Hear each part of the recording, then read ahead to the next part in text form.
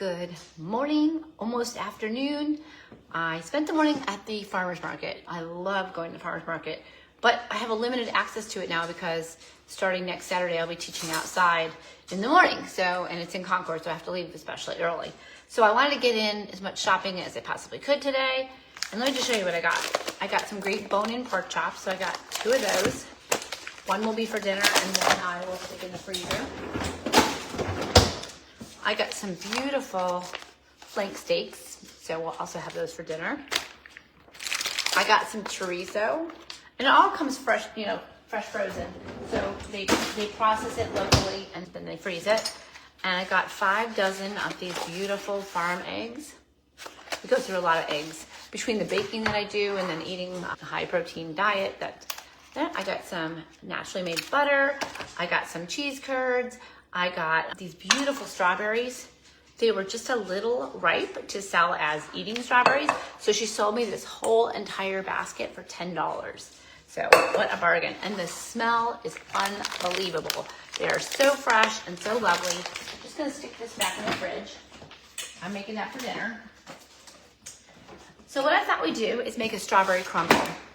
Since I have these beautiful strawberries, and they actually smell like strawberries, which if you ever get them in the supermarket, they just don't. And I thought I'd show you some of the Pampered Chef products because I'm having a Pampered Chef party for my friend Molly, and they have great products. What we're gonna start out with is just trimming off the top of the strawberries. We're gonna lay them out like so. And if you saw my strawberry tart video, it's the same process. So these have been cleaned in baking soda and vinegar water to make sure that any buggies bite the dust.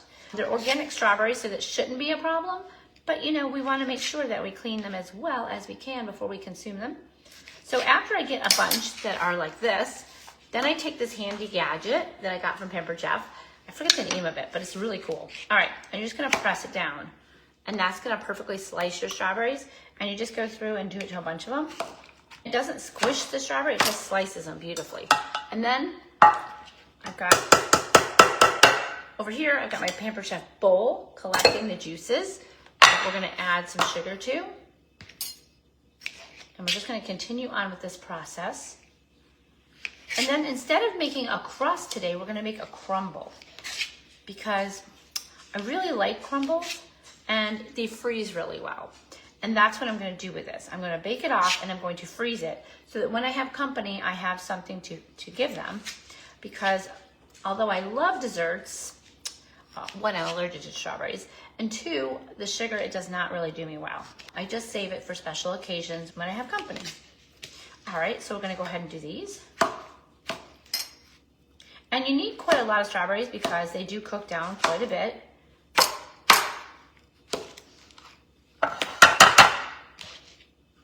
And if you find that you get some stuck on the bottom, you put it back in the holder, you push down, and they pop right out. So let me just take that back off again, pick up the next ones. So I'm actually going to put these in a garbage bowl so that they're not sitting on my mat there. We always want to keep our area as clean as possible so we don't end up with tops in our mix. And this is a bit laborious, but I'll tell you, the slicer makes it much faster. We'll just keep trucking here. And every time I get about 6 or so, I start to slice them, get them out of the way. Now I'm not gonna be able to slice them that fast with a knife, so this makes it really handy. I also do use it for sliced eggs, to chop herbs, so it's super handy. Super handy. And these glass bowls, this is the Pampered Chef glass bowl on the bottom there, fantastic. You can just pop them right in. They can go heat, they can go in the dishwasher, in the refrigerator.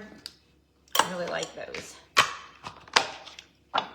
As you can see, I have a lot of Pampered Chef products, so I am a good hostess for that.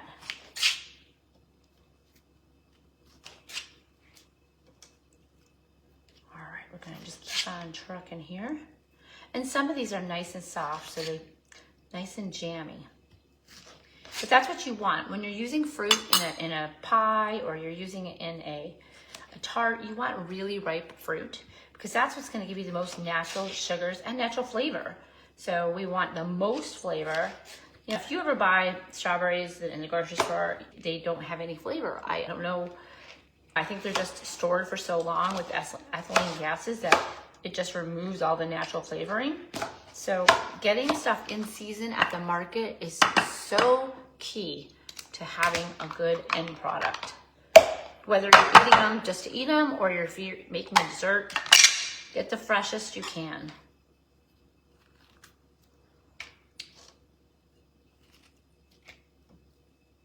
I'll just come in here and remove those tops. We have quite a bit more to do. So I will talk to you a little bit more about all the different products I have. I have the can opener. I have all the glass bowls. I have knives, and I have pretty much every cooking utensil you can think of. I'm very particular about my kitchen items. So if I buy something, you have to know and trust that I would be honest about it. When Molly and I were talking about having a Pampered Chef party for her, I was all game for that because they're quality products. All right, we're gonna keep on slicing our strawberries. You can see here how beautiful and red they are. That is the beauty of local in-season produce. All right, we've got quite a few more to do. Maybe we'll do just half of these, and then half I will put down for jam. Try to get some of these bigger ones.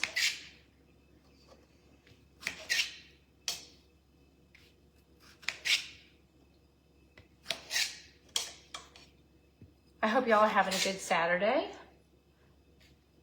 Seems like it's gonna rain a little bit here. But that is making my herbs grow like crazy. I have those earth boxes and it makes your herbs grow great. Tell me in the comments, if you would, what do you like better? Do you like pies, tarts, crumbles, crostadas? What is your favorite fruit item? Do you just like them with whipped cream? Tell me, what do you like? And if you're catching this live, if you put like a little hashtag live, that would be great.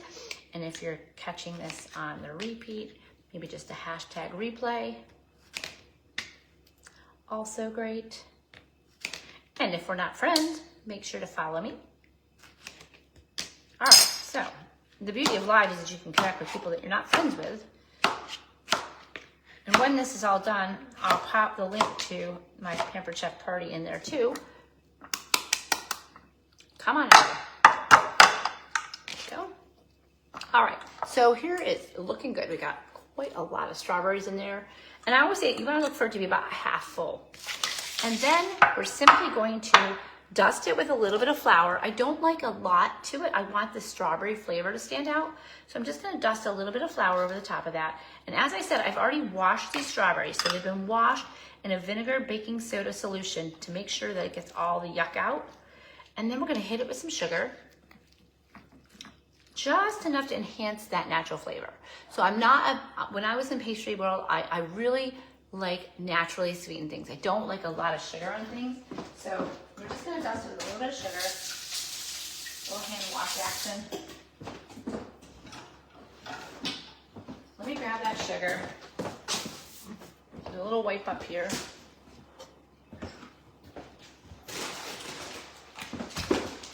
All right. Now this is quite a lot of strawberries, okay? So with 2 pints worth of strawberries, I'm gonna use 1/4 cup of sugar. So it's not really a lot for that amount of strawberries, but we are, remember, going to put in there the crumb topping, and that will also be sweet. So we don't want too much sweetness. If you like lemon, you could add a little squeeze of lemon. But to me, I want that strawberry flavor to stand out, so I wouldn't do that. All right, so these are gonna cook down, so they're not gonna be super slicey. That's a word, slicey. All right, let's go ahead and make our crumble. Remove that. I'm gonna keep a little bit of that strawberry water, and that's gonna help flavor our crumble topping. And let's do a little extra cleanup here. Paper towel, wipe up all that juiciness, and we'll keep that right under our bowl. And then we're gonna need, I'm gonna put my glasses on, because even though I've made this hundreds of times, I still forget. Okay, so we need 1 cup of flour and a third of a cup. Let me see what that says, hold on, my brain. This is a book I wrote, I still have to take a look at it. 1 cup of flour and a half a cup of dark brown sugar, and then we need a half a cup of butter. Okay, so let's take our half cup measure. We need 1 cup of flour. So we'll add that in here. Now you'll notice that it doesn't call for this strawberry water, but I'm adding it in there because I really want that good punch of strawberry flavor, and I know that will enhance it. All right, let's get our brown sugar. Now, if I had dark brown sugar, I would use that, but I so rarely use sugar anymore that this is what I've got, so this is what we're using. All right, so we want a nice packed brown sugar.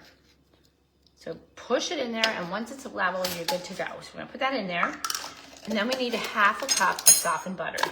Now, Kerrygold is my go-to choice, so that's what we're going to use, and we're going to use softened butter. So you don't have to melt it, you don't have to do it cold, softened is just fine. I'm gonna pack it in here. Typically, I would use sticks of butter, but I did not soften it, so we're going to do like this. All right. So we're gonna come in here.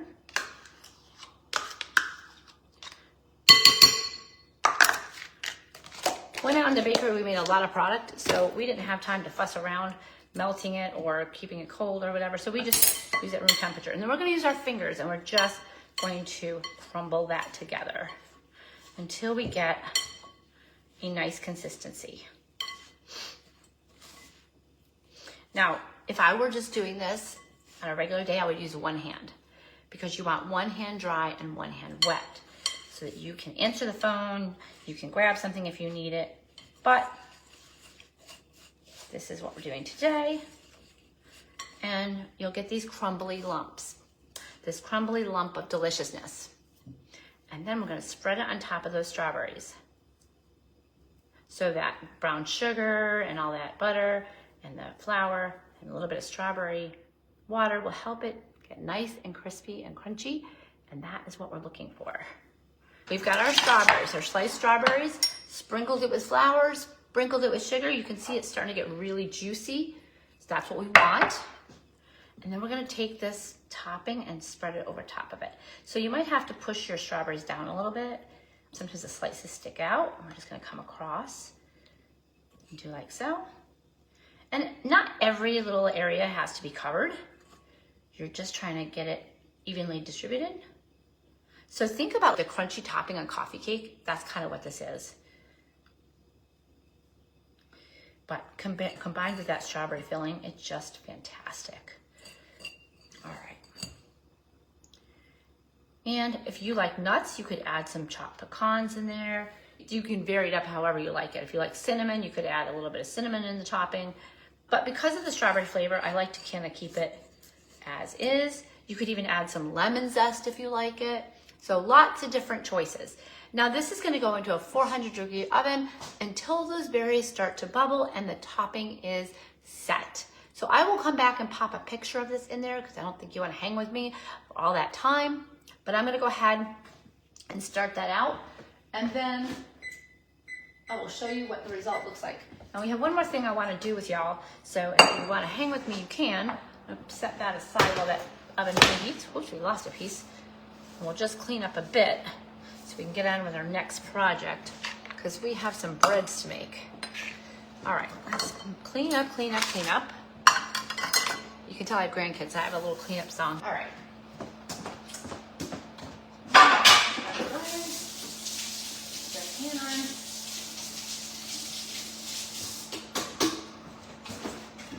Okie dokie. One more wipe down.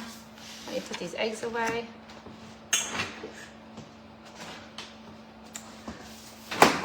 a little sip of my energy drink. All right. So at the risk of seeming like a weirdo, I'm going to use my own book. Oh, hello, everybody.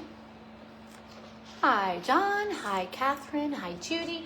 Hope you're all having a great day. All right. So let's see. Let's go move along here and do some bread. Do.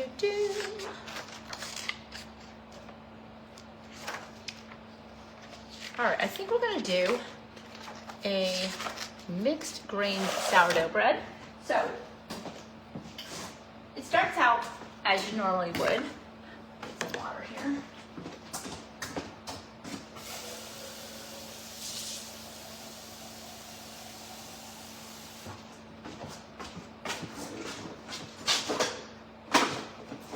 This one has pretty high hydration. It's going to be using some rye flour. Whenever you're using rye flour, it tends to suck up a lot of the water. So you have to go a little bit more on the hydration side. Okay, so we're going to start out with 350 grams of water, maybe.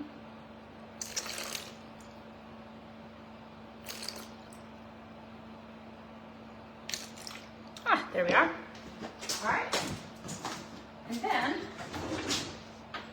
we're going to use 100 grams of sourdough starter. And if you don't have sourdough starter, you can watch my tutorial on YouTube about how to make your own. Or you can take my class, which is even better.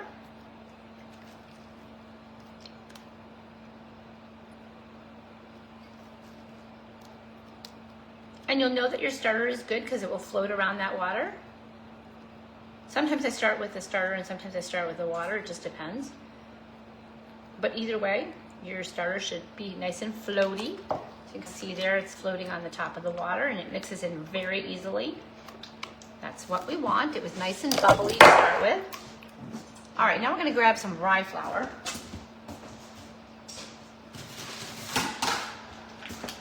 And what I love about this rye flour is it's stone milled and it's pretty strong flavored. Sometimes you get rye flour and you really can't even tell it's different than white flour. This one you definitely can. All right, we're gonna use 100 grams of this. You can make 100% rye sourdough, but it comes out very dense. And if that's the style of bread you like, it's fantastic. It's got so much flavor. However, if you like a lighter loaf, that's definitely not what that is. So by combining it, we get the flavor of the rye and you get the lightness that comes with regular loaf bread. So today, I'm going to use Caputo flour.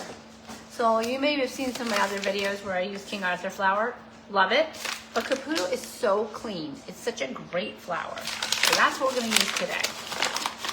All right, so what we need here is we need 400 grams. There we go. And then we can make choices. Do we want seeds in it? Do we not want seeds in it? I love the seeds in it, so that's what we're gonna do. Athena out of the kitchen. Whenever I'm baking, my dog loves to come visit. And I just put a couple tablespoons of caraway seeds in there. You could do sesame seeds, you could do whatever you like. Bagel seasoning, the world is your oyster. Okay, let's clear that out and we're gonna add 12 to 15 grams of salt. Why do I give a range? Because some people like saltier bread and some people like less salty bread. I particularly like salty bread, so that's usually my preference is to have a little more salt than a little less salt. Having said that, adding salt to it is going to slow down the process. So the more salt you have, the slower the fermentation. All right, so let's go ahead and mix that. And our initial mix is just very loose. So we're just gonna mix and mix. I turn the bowl, I squeeze the dough. Turn the bowl, I squeeze the dough. So my hand is doing a little workout here. And then once it comes together, at that point, you should be able to hold it in your hand. And it's just a kind of a shaggy dough. So at this point you can cover it and leave it for 15 minutes, or you can choose to work the dough a little more. So I'm just, for purposes of showing you, I'm gonna add a little bit of flour to the bench here, counter.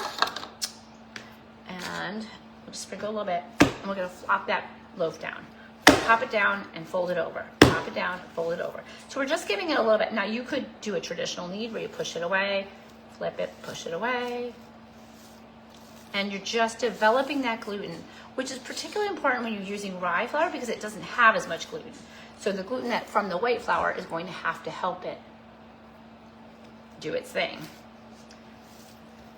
Now this dough is pretty sticky, so I'm not gonna do a lot of it because it needs some time to get some more structure so that it doesn't stick to my hands quite as much. So now we'll let it rest for 15 to 20 minutes, and then I'll come back and do that all again. And that process is repeated 3 to 4 times, and then I just let it ferment until it almost fills the entire bowl. And then I know that it's ready to go ahead and put in the refrigerator overnight for up to 3 nights, developing its delicious flavor so that it can be baked and enjoyed. So let's put that aside, and then I'll show you. Put that lid on there. I like these bowls because they already have lids that fit, and they're pretty easy to clean. So we're gonna just move that aside. Once again, I'm gonna wash my hands. That dough is super sticky.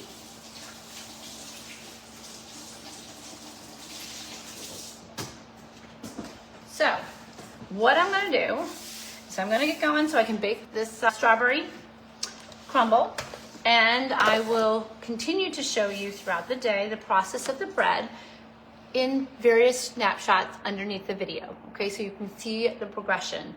Because I hate to show you how to do something and not really show you the whole process, but I also don't want to be live for like hours and bore everybody. So hit me up with some questions if you have them. I can never see the comments as the live is going, so I always have to look back afterwards. So I apologize if I've not answered something already, but I am so happy you're here with me, and I will see you later. Much love. Enjoy your Saturday.